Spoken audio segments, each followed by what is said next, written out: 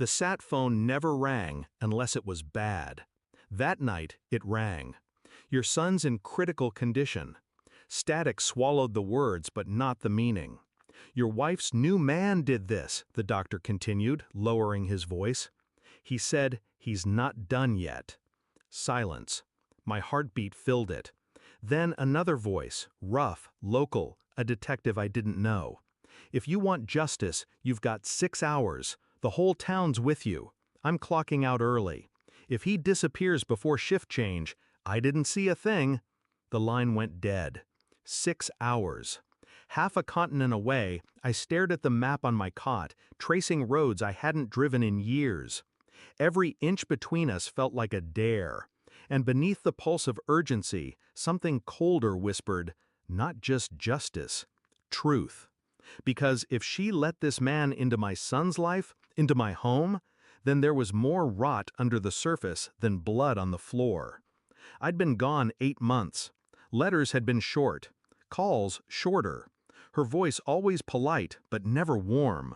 Then, his name slipped in. Casual, offhand. The kind of mention designed to feel harmless. A family friend.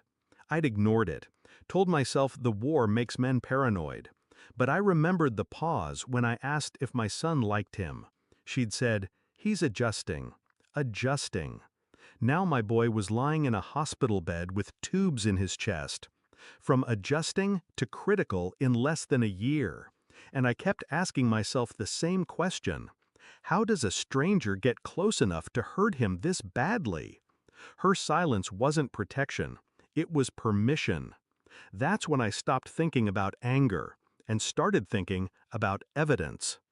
I landed stateside with 4 hours left. No fanfare, no welcome home.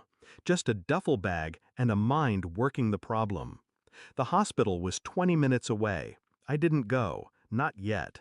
Instead, I drove past our old street. His truck was there, parked in my driveway.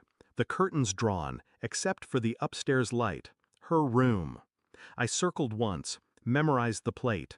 Texted a friend still on the force. Run this.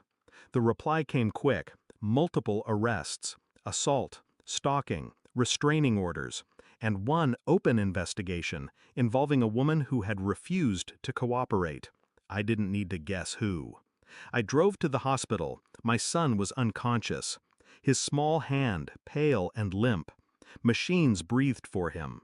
A nurse slipped me his belongings. In the pocket of his jeans, a folded receipt. 2 milkshakes. One child-sized, one large. Yesterday.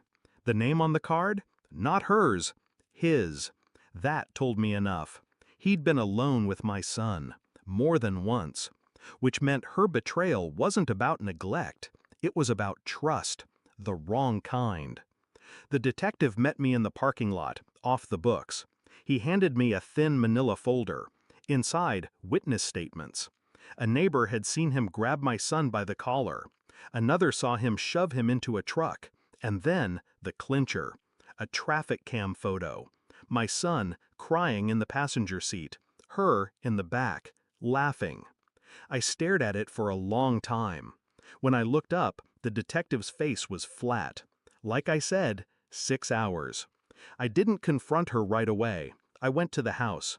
She opened the door wearing my sweatshirt, the same one I'd left folded in my drawer. "Where's your boyfriend?" I asked.